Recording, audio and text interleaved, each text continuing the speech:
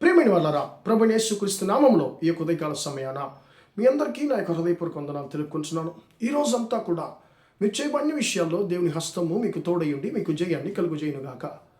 ప్రియమైన బిడ్డలారా, ప్రభువైన యేసుక్రీస్తు గురించి యెషయా ప్రవక్త ప్రవచించినటువంటి ప్రవచనాలు, యెషయా ప్రవచనాలు అనేటువంటి అంశం మీద మనం దేవుని యొక్క వాక్యాన్ని ఈరోజు ధ్యానించుకోబోతున్నామండి. నిన్న యెషయా ప్రవక్త ప్రభువైన యేసుక్రీస్తు గురించి ప్రవచించినటువంటి ఒక ప్రవచనాన్ని గురించి మనము ధ్యానించుకున్నాము, ఇమ్మానుయేలు అనేటువంటి అంశం మీద. ఈరోజు మనము వెలుగు అనేటువంటి అంశం మీద యెషయా ప్రవక్త యొక్క ప్రవచనాన్ని గురించి మనం ధ్యానించుకోబోతున్నామండి. ఆ ప్రవచనం ఎక్కడుంది? యెషయా గ్రంథము 9వ అధ్యాయము మొదటి 2 వచనాల్లో ఆ యొక్క ప్రవచనము రాయబడిందండి. ఇప్పుడు ముఖ్యంగా 2వ వచనాన్ని చదవబోతున్నాం.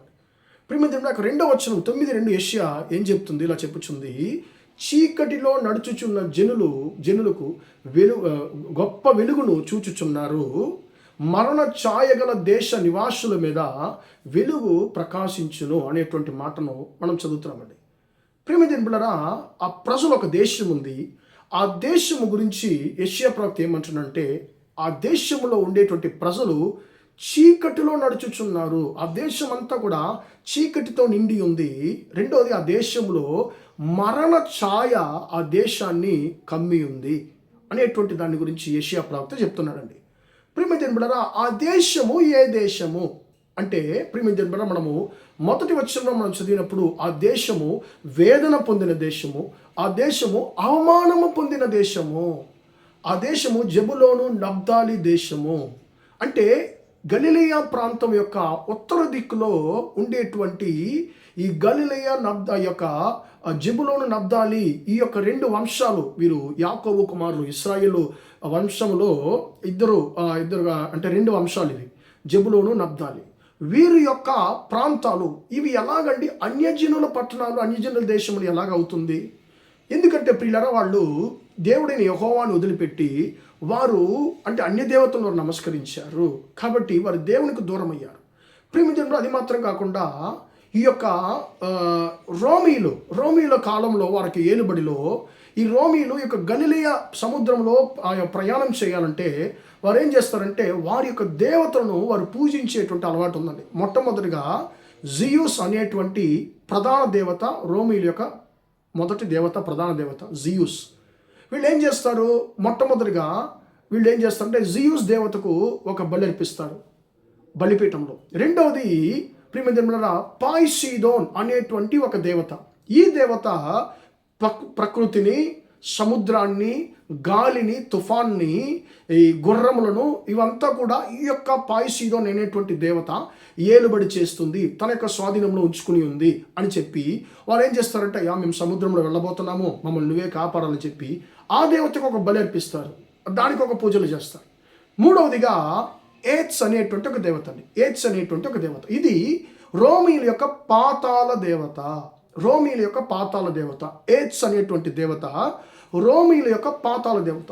ఈ 3 దేవతలకు ఆ యొక్క గలిలయ ప్రాంతం యొక్క ఉత్తర దిక్కులో, ప్రియమైన బిడ్డలారా, అన్యజనుల పట్టణం అనబడేటువంటి ఆ పట్టణంలో ఈ 3 దేవతలకు అంటే ఏంటి? మొట్టమొదటిగా జియూస్ అనేటువంటి, ఇది చూడడానికి ఎలాగుంటుందంటే ఎద్దులాగుంటుందండి. దీని యొక్క అంటే ఆకారం ఎలాగుంటుందంటే ఎద్దులాగుంటుంది.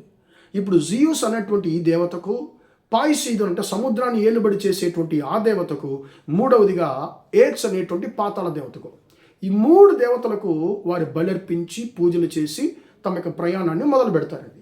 కాబట్టి ఈ 3 దేవతల యొక్క అపవిత్రాత్మలు అక్కడ చాలా ఎక్కువగా ప్రియమైన బిడ్డలారా క్రియ జరిగిస్తూ ఉన్నాయండి. ప్రియమైన బిడ్డలారా, కాబట్టి ఆ దేశము ప్రవక్త ద్వారా ఎలా పిలువబడుతుందంటే మరణ ఛాయ గల దేశము, చీకటి గల దేశము అని చెప్పి ప్రియమైన ప్రవక్త ద్వారా ఆ దేశము పిలువబడుతుంది. ఆ దేశంలో ప్రజలు ఉన్నారు. ఆ దేశం యొక్క ప్రజలు అవమానపరచబడి ఉన్నారు. ఆ దేశం యొక్క ప్రజలు వేదనతో నిండి ఉన్నారు, అవమానంతో నిండి ఉన్నారు అని చెప్పి మొదటి వచనము 9:1 యెషయా మనకు చెప్తుందండి. ప్రియమైన వేదనను, అవమానాన్ని పొంది వారు జీవిస్తున్నారు. మరోవైపు వారిని చీకటి ఏలుబడి చేస్తుంది.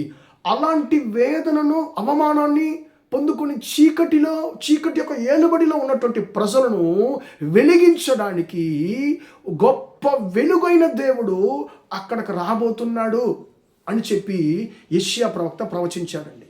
ఎందుకు యేసుక్రీస్తు లోకంలో పుట్టాడంటే నా యొక్క అవమానాన్ని మార్చడానికి, నీ వేదన నా వేదనను మార్చడానికి, నిన్ను నన్ను చీకటి ఏలుబడి నుండి విడిపించి వెలుగైన తమ యొద్ద చేర్చుకోవడానికి యేసయ్య ఈ యొక్క లోకంలో మానవుడిగా జన్మించాడు. అదే క్రిస్మస్. ప్రియమైన బిడ్డలారా, ఈ ప్రవచనం ఎక్కడ నెరవేరుతుంది? మత్తయి సువార్త 4వ అధ్యాయంలో ఈ ప్రభు యేసుక్రీస్తు ఈ యొక్క అన్యజనుల యొక్క దేశంలోనికి ఆయన వెళుతున్నాడు. వెళ్ళినప్పుడు అక్కడ ఆయన పరిచర్య చేస్తున్నాడు, అనేక అద్భుతాలు చేస్తున్నాడు.